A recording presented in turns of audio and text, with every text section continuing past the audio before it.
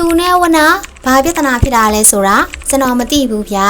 ဒါမျိုးပြောချင်ရင်ထိုင်းလို့ผมไม่รู้นะครับว่าเขากับหัวหน้ามีปัญหาอะไรกันผมไม่รู้นะครับว่าเขากับหัวหน้ามีปัญหาอะไรกัน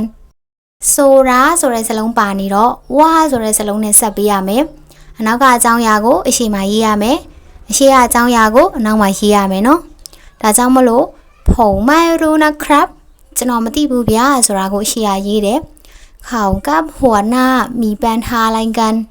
သူနဲ့ဝနသူနဲ့အလုပ်သမားကောင်းဆောင်ဘာပြဿနာဖြစ်တာလဲဆိုတာကိုအနောက်မှာရေးရတယ်နော်ဒါဆိုအစအနေဆုံးထိပြန်ပြောကြည့်မယ်ผมไม่รู้นะครับว่าเขากับหัวหน้ามีปัญหาอะไรกันผมไม่รู้นะครับว่าเขากับหัวหน้ามีปัญหาอะไรกันသူနဲ့ဝနကြားကပြဿနာကိုကျွန်တော်မသိဘူးဗျာဆိုပြီးတော့လေဘာသာပြန်လို့ရတယ်နော်